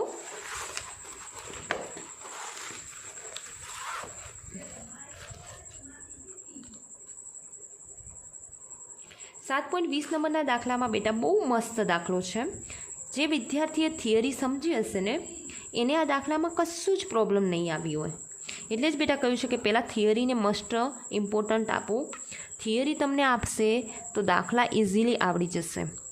ચલો, આયન ઓક્સાઇડ અને કાર્બન મોનોક્સાઇડ વચ્ચે પ્રક્રિયા થઈને આયન અને કાર્બન ડાયોક્સાઇડ મળે છે।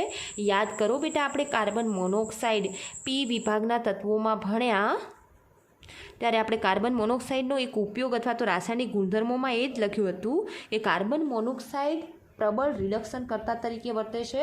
મોટા ભાગની આલ્કલી ધાતુ અથવા તો કેટલીક આલ્કલાઇન અર્ધ ધાતુ સિવાયની મોટા ભાગની ધાતુના ઓક્સાઇડનું ધાતુમાં શું કરે છે? રિડક્શન। તો દેખો બેટા, અહીંયા Fe નો +2 ઓક્સિડેશનાંક હશે બેટા અને અહીંયા Fe નો કેટલો છે? 0 ઓક્સિડેશનાંક છે। અહીંયા CO એટલે કે કાર્બનનો +2 છે, અહીંયા કાર્બનનો +4 છે। તો Fe નો +2 માંથી 0 થવું, ઘટાડો થવું તો એનું રિડક્શન થયું ને। તો સારામાં સારો રિડક્શન કરતા તરીકે કાર્બન મોનોક્સાઇડ અહીંયા વર્તે છે। હવે આપણને અહીંયા શું આપ્યું છે? દેખો બેટા, Kp આપ્યો છે। Kp મતલબ કે ખાલી ને ખાલી દબાણ સાથે સંકળાયેલો સંતુલન અચળાંક છે। જો કે સાંદ્રતા સાથે પણ સંકળાયેલું હોય ને બેટા તો શુદ્ધ ઘન પદાર્થની સાંદ્રતાને આપણે શું કરીએ છીએ? અવગણીએ છીએ। તો FeO અને Feની સાંદ્રતાને તો ઓલરેડી અવગણવાની છે। તો Kpનું ખરેખર સૂત્ર શું આવશે બેટા? દેખો, PCO2/PCO આવશે બેટા, અને બંનેના એક જ મોલ છે તો વર્ગ કોઈ લેવાની જરૂર નથી બેટા। તો મતલબ કે આપણે ખાલી પાર્શિયલ એટલે કે આંશિક દબાણ આપણે કાર્બન ડાયોક્સાઇડનું અને કાર્બન મોનોક્સાઇડનું આંશિક દબાણ જ જોઈએ છે। તો આપણને એ તો આપી દીધું છે, તો ક્વેશ્ચન શું છે? દબાણ તો આપેલું છે। દેખો, CO અને CO2નું દબાણ આપણને આપી દીધું છે સંતુલન સ્થિતિએ। કેટલું છે? 1.4 ATM અને 1.80 ATM। તો પછી શું કહેવા માંગે છે? મતલબ આ દબાણ એમનું પ્રારંભિક સ્થિતિ આપ્યું છે દેખો, પણ પહેલાં તો આપણે પ્રારંભિક સ્થિતિએ દબાણ આપ્યું છે એના ઉપરથી QCનું મૂલ્ય, કારણ કે QCનું મૂલ્ય તો ગમે તે સ્થિતિએ શોધી શકો, પ્રારંભિક સ્થિતિએ શોધી શકો, થોડા સમય પછી શોધો, સંતુલને શોધો તો QC અને KCના કિંમતો સરખી થઈ જાય। બસ ફરક તો એટલો છે। તો QC શોધવું છે, QP યા પ્રેશર સાથે સંકળાયેલું છે, તો બેટા આપણે QP લઈશું। સૂત્ર તો એ જ રહેશે બેટા, PCO2/PCO। ચલો, તો શરૂઆતમાં આપણને CO અને CO2નું દબાણ આપી દીધું છે। કેટલું આપ્યું છે? દેખો બેટા, CO નું 1.4 છે અને CO2નું છે 1.80। ઓકે, તો 1.80/1.4 આપણે લઈએ તો એના આધારિત આપણે ગણતરી કરીએ તો આપણને 1.80/1.4 એની ગણતરી કરીશું તો QC આપણને KC કરતાં, ગણતરી કરજો બેટા, QCનું મૂલ્ય જે હશે એ આપણને QP કરતાં અરે સોરી કેપી જે છે આપણને કેપી કેટલો આપેલો છે અહીંયા દાખલાની રકમમાં કેપી બરાબર 0.265 છે. તો ક્યુપીની કિંમત જે છે એ કેપી કરતાં વધારે હશે. ગણતરી કરજો બેટા હવે હાલ, કારણ કે 1.80 દેખો મોટી કિંમત ઉપર છે, નાની કિંમત નીચે છે બેટા. 1 કરતાં તો વધારે જશે, કોમન વસ્તુ છે, અથવા તો કેપી કરતાં તો વધારે જશે. તમે ગણતરી કરજો બેટા. હાલ મારી પાસે કેલ્સી નથી એટલે. તો અહીંયા ક્યુપી ગ્રેટર દેન તમને કેપી મળશે. ગણતરી કરજો બેટા, ના આવડે તો મને કહેજો. તો મતલબ પ્રક્રિયા કઈ દિશામાં આગળ વધે છે? દેખો પ્રતિગામી દિશામાં. ઘણા દાખલા ઘણા વિદ્યાર્થીઓ ગ્રાઇડમાંથી દાખલો ગણ્યો હશે, તો કંઈક અલગ રીતથી પણ મે બી હોઈ શકે. મારી પાસે તો જો કે ગ્રાઇડ છે પણ નહીં.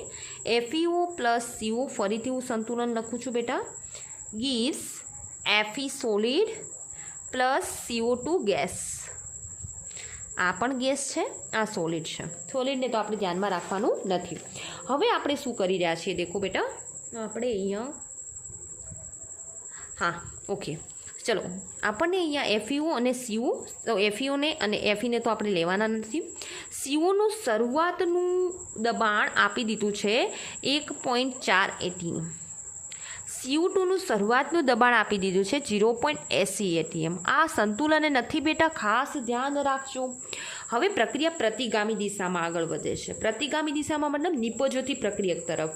તો ઓફકોર્સ પ્રતિગામી દિશામાં જો પ્રક્રિયા આગળ વધ્યું, કેમ? કારણ કે ક્યુપીનું મૂલ્ય કેપી કરતાં વધારે મળ્યું છે. તો નિપજોની સાંદ્રતામાં એટલો ઘટાડો કરવો પડશે ને બેટા. તો અહીંયા આપણે શરૂઆત કરી દઈએ અને આપણે અંતિમ સ્થિતિ કરીએ. અંતિમ સ્થિતિ એટલે કે સંતુલન સ્થિતિ સ્થાપવા માટે જે ફેરફાર થાય છે એ બેટા. તો અહીંયા ખાસ તમે શું કરતા, હર વખતે નિપજોની સાંદ્રતામાં પ્લસ કરતાં પ્રક્રિયકોમાં માઇનસ. પણ અહીંયા શું થાય છે બેટા, નિપજોમાંથી પ્રક્રિયકો બને છે, એટલે અહીંયા 1.80 - x લઉં છું. સમજાય છે બેટા? કારણ કે આ બાજુ વધે છે, આની સાંદ્રતા અથવા આનું દબાણ આટલું ઘટશે, આનું દબાણ એટલું પ્લસ થશે. તો 1.4 + x, અને 1 મોલ છે એટલે હું x લઉં છું, અહીંયા પણ x લઉં છું. બસ હવે કેપી શોધવાનું છે. તો કેપી આપેલો છે, x શોધવાનું છે તમારે. તો કેપી બરાબર નિપજ, તો નિપજ શું છે તમારા 0.80 - x છે. નિપજોનું દબાણ અપોન પ્રક્રિયકોનું દબાણ 1.4 + x છે. ચલો, તો અહીંયા આપણે કેપી બરાબર તમને કેટલા આપી દીધા છે? કેપી બરાબર આપણે એ કિંમત મૂકી હતી. કેપી બરાબર છે 0.265.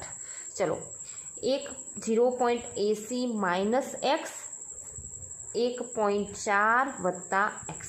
હવે x આમની સાથે ગુણાશે ને બેટા. 0.265 ગુણ્યા 1.4 + x બરાબર 0.80 - x. અને હવે તો તમે સાદું રૂપ તો બેટા આનું આપી શકો છો. તો આનું સાદું રૂપ તમે આપશો એટલે x બરાબર તમને, હવે હું સાદું રૂપ નથી આપતી બેટા કારણ કે આટલો સમય આપણો ના વેડફાય. તો x બરાબર તમને મળી જશે અહીંયા 0.339 મળશે. તો બસ હવે x મળી ગયા તો તમે COનું આંશિક દબાણ શોધી શકશો બેટા. 1.4 + 0.339, અને એ જ રીતે CO2નું આંશિક દબાણ તમારા સંતુલન સ્થિતિએ કેટલું હશે? તો 0.80 - 0.339. ગણતરી કરજો એટલે તમારા આપણા COનું આંશિક દબાણ તમારું આવી જશે 1.739 atm બેટા, અને CO2નું આંશિક દબાણ આવી જશે આપણું 0.461 atm. ઓકે છે આટલા સુધી? તો અહીંયા કોઈ દાખલામાં આશા રાખું છું કે ડાઉટ નહીં હોય. ગણતરી કરતાં તો તમને અહીંયા આવશે કે 0.265ને આની સાથે ગુણજો, 0.265ને x સાથે ગુણજો, અહીંયા -x આ બાજુ આવશે, +x થશે, અને આનો ગુણાકાર આ બાજુ આવશે તો માઇનસ થશે. ગણતરી કરી અને તમે જવાબ લાવી શકો છો. ઓકે, હવે આના પછી 7.21 નંબરનો દાખલો આપણો 7.12 જેવો છે. આઈ થિંક આપણા અગાઉના હોમવર્કમાં આપેલો છે. 7.22 નંબરનો દાખલો તમારો હાલ આપણે 7.16 ગણાવ્યો ને બેટા એના જેવો છે. જો ના ફાવે તો મને કહેજો, તો આવતીકાલના સેશનમાં આપણે લઈ લઈશું. પછી 7.23 નંબરનો દાખલો છે, એ થોડો મતલબ ડિફરન્ટ છે એકદમ ઇઝી પણ ડિફરન્ટ છે. આપણે આવતીકાલના સેશનમાં લઈ લઈશું. 7.24 નંબરનો દાખલો ઉષ્માગતિશાસ્ત્ર સાથે થોડો સંકળાયેલો છે. અમુક વિદ્યાર્થીઓએ ઉષ્માગતિશાસ્ત્ર નથી ભણ્યું, 2-3 વિદ્યાર્થીઓ જે ન્યૂ આવ્યા છે એમને થોડી પ્રોબ્લેમ પણ રહેશે બેટા, પણ જ્યારે આપણે ઓફલાઈન શિક્ષણ ચાલુ થશે ત્યારે હું તમને એ પોઈન્ટ સમજાવી દઈશ. સો don't worry about this. Okay, ચલો એના પછી 7.25 હોમવર્કમાં આપેલો છે, 7.26 પણ હોમવર્કમાં આપેલો છે, 27માં પણ અગાઉનો હોમવર્કમાં આપેલો છે,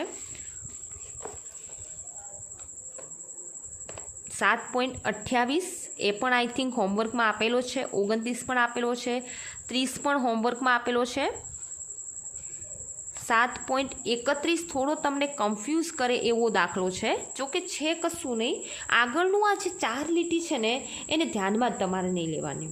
ઓકે, 7.31 નંબરના દાખલામાં આગળનો પોઈન્ટ તમારે ધ્યાનમાં જ નહીં લેવાનો. શું છે દેખો, 7.31 શું ગણાવેલું આપણે વચ્ચે 23 અને 24ને પેન્ડિંગ રાખી છે. જોકે મોટા નથી પણ થોડા ડીપમાં સમજાવવાના છે. 31માં તમારે શું કરવાનું છે ખાલી તમને હિન્ટ આપી દઉં છું. આગળનું વાંચવાની કંઈ જરૂર જ નથી એમ કહું તો ચાલે. જેમ કે હેબર વિધિમાંથી આપણને વપરાતો હાઇડ્રોજન કુદરતી વાયુ મિથેન વાયુ સાથે ઊંચા તાપમાને વરાળ સાથેની પ્રક્રિયાથી મેળવવામાં આવે છે. 2 તબક્કાની પ્રક્રિયામાં પ્રથમ તબક્કો CO અને H2ના સર્જનનો સમાવેશ કરે છે. અને પ્રક્રિયાનો બીજો તબક્કો પ્રથમ તબક્કાના બનેલો CO જળવાયુમાં વધુ વરાળ સાથે પ્રક્રિયા કરવામાં આવે છે ત્યારે પ્રક્રિયા ખસે છે. અને સમીકરણ આપણને આપી દીધું છે CO plus H2O gives CO2 plus H2. જો 400°C તાપમાને પ્રક્રિયા પાત્રમાં CO અને વરાળ સરખા મોલર મિશ્રણ લેવામાં આવે જેથી PCO બરાબર PH2O 4 બાર છે તો H2નું આંશિક દબાણ કેટલું થશે એવું આપણને કીધું છે. ઓકે, અને 400 કેલ્વિન તાપમાને 400°C તાપમાને KP બરાબર આપણને આપી દીધા છે 10.1. તો આ દાખલો આપણે કઈ રીતે ગણવાનો છે દેખો, કોમન છે, એકદમ ઇઝી દાખલો છે. શું કરવાનું છે આ દાખલામાં, આગળ તમને ખાલી કન્ફ્યુઝ કરવા માટે છે પણ હું તમને સમજાવું કે આગળ શું કહ્યું છે. હેબર વિધિમાં આપણે હાઇડ્રોજન વાયુ વાપરીએ છીએ તો એ હાઇડ્રોજન વાયુ મેળવવામાં કઈ રીતે આવે છે, તો હાઇડ્રોજનની બનાવટમાં આપણે આવી ગયું, જળવાયુની બનાવટમાં કાર્બન મોનોક્સાઇડની બનાવટવાળો જે પોઈન્ટ હતો એમાં પણ આવી ગયું કે આપણે શું કરીએ છીએ બેટા, તો મિથેન કુદરતી વાયુ છે, મિથેન આપણો એક્ઝામ્પલ 7.32 હિન્ટ આપું છું બેટા, ખાલી આગળનું તમને જે કન્ફ્યુઝ કરે છે એ સમજાવું છું. મિથેનની આપણે પ્રક્રિયા બેટા પાણીની વરાળ એટલે કે જેને ઇંગ્લિશમાં સ્ટીમ કહેવાય એની સાથે કરીએ છીએ ત્યારે carbon monoxide plus 3 mall hydrogen મળે છે. અને આ હાઇડ્રોજન ક્યાં વપરાઈ જાય છે બેટા, હેબર વિધિમાં એમોનિયાની બનાવટમાં.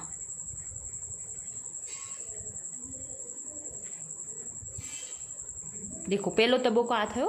બીજા તબક્કામાં શું કહ્યું છે, જે આ વધારાનો CO બન્યો છે એ વધુ પાણી સાથે પ્રક્રિયા કરીને કયા ઉદ્દીપકની હાજરીમાં, જો કે અહીંયા લખ્યું નથી પણ આપણે બધું ભણેલા છીએ બેટા, રિપીટ થઈ રહ્યું છે. દેખો, આયન ક્રોમેટ ઉદ્દીપકની હાજરીમાં CO2 પ્લસ આપણને H2 મળે છે.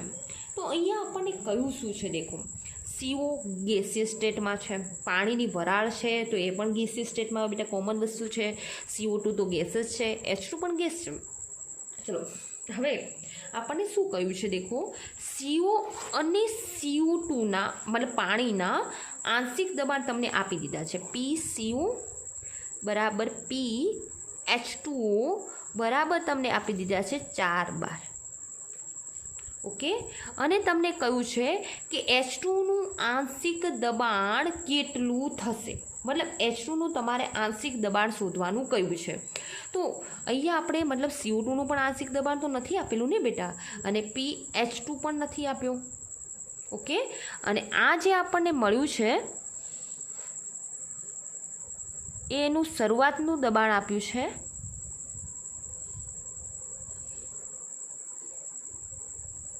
સંતુલને H2નું દબાણ કેટલું થશે. ઓકે, તો સંતુલને આપણે એના દબાણને x ધારી લઈએ. હવે શું છે દેખો બેટા, સમીકરણને આપણે સમજીએ તો શરૂઆતમાં CO નું દબાણ આપણને 4, H2Oનું પણ 4 બાર મતલબ ATM અથવા તો 12માં આપ્યું છે, 12માં આપ્યું છે 12. CO2નું શરૂઆતનું દબાણ 0 હશે બેટા, કારણ કે શરૂઆતમાં આપણા નિપજો બન્યા નહીં હોય. ત્યારબાદ જ્યારે સંતુલનને દબાણ નક્કી કરીશું, સંતુલને થતો ફેરફાર, ત્યારે આના દબાણમાં x જેટલો ઘટાડો થશે, આના દબાણમાં પણ x જેટલો ઘટાડો થશે, ત્યારે આ બંનેના દબાણ x જેટલા આપણને પ્રાપ્ત થશે. ત્યારબાદ હવે આપણે Kp બરાબર નિપજોનું દબાણ, આંશિક દબાણ PCO2 ઇન્ટુ H2 અપોન પ્રક્રિયકોનું આંશિક દબાણ CO ઇન્ટુ H2. ઓકે, તો અહીંયા હવે તમારી પાસે બધાની કિંમત છે. PCO2 x છે, H2 પણ તમારા x છે, અપોન CO છે 4 માઇનસ x અને આ પણ 4 માઇનસ x. અને Kp તમને આપી દીધો છે, Kp બરાબર 7.31 નંબરનો દાખલો ગણાય છે, 32ની. Kp તમને આપી દીધો છે 10.1. હવે x ગુણ્યા x એટલે xનો વર્ગ થયો, 4 માઇનસ x એટલે 4 માઇનસ xનો વર્ગ, એટલે આ બધાનો વર્ગ કોમન નીકળ્યો, તો આપણે કોમન વર્ગ નીકાળી દઈએ. બરાબર આપણને મળે છે 10.1. હવે અહીંયા x અપોન 4 માઇનસ x બરાબર તમે 10.1 લેજો. આગળ તો હવે તમને ગણતરી કરતાં ફાવી જશે, તો આગળ તમે ગણતરી જાતે કરજો. જો જવાબ ના આવે તો મને જાણ કરજો. ઓકે, તો અહીંયા આજે આપણે લેક્ચર પૂરું કરીએ છીએ. ઓકે, હસતું બાય.